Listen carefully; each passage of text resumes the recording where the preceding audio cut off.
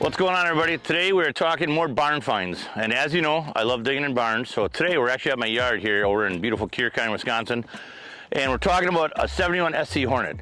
Now if you look at the car, it's not very much to look at. Everybody thinks it's a pile of crap, they wouldn't restore it. But the AMC lovers, obviously it's a big thing here in Wisconsin. Kenosha, Wisconsin, the AMC plant, everybody's really famous for it. A lot of people know about the Grum one, the Jab one, the Rebel machine, all these other ones. A lot of people kind of forgot about the SC Hornet. This is a 71 model, makes it kind of rare. I believe, don't quote me, but I think a lot of the guys in the documentary and the registry told me there's about 240s left. This one we found in a local collector's, I guess, big collection over here in Slinger, Wisconsin. He had a bunch of these. This was actually sitting outside. And the rare part about it is the color combination, for one thing. The other one, it is a SC360, which is a 4-speed car, and a lot of people, this is not fake, this is actually real. It's a Ram Air. So Ram Air, everybody thinks of a Pontiac, the Ram Air hood, the Ram Air, all this stuff for GTO, but they did carry that on to other options. Now, AMC was a big thing, American Motors Corporation. What they did, they used parts from what everybody else said. They were kind of pieced together with Ford and Dodge and everything else, which this is true. This car is actually a 4-speed car with a Super T10 in it, which kind of came from GM and everything else. So they're all parts together. This one's really rare. I'm not an expert on it, but I just want to show you how rare this car is.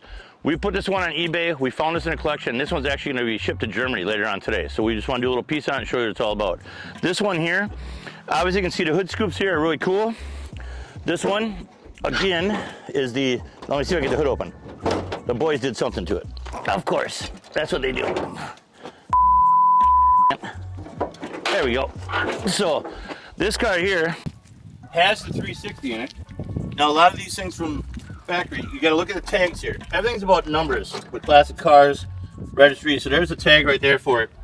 That means it's 360, and it's a 4-speed or a 4-barrel car too, which the 4 barrels underneath here.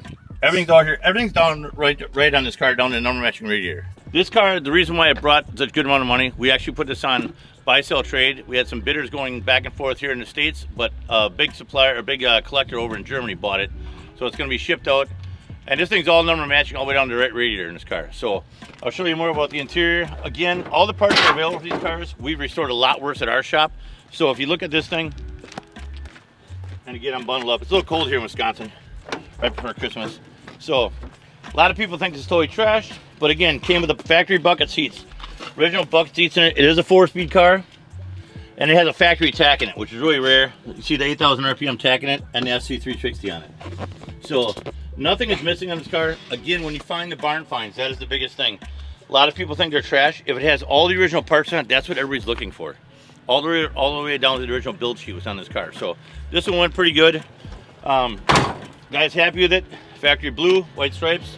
Another option that was on this car, which when we put it on the internet, a lot of people came through and were offering us crazy money, not only for the hood and the Ram Air setup, but if you look here, again, a factory trailer hitch from AMC. And it's got the twisted, you know, a lot of these came through. I don't know if they came from JC Whitney, we're not really sure where it came from, but it was a factory one for this car. A couple guys offered me $300, $400, or $500 for this stuff.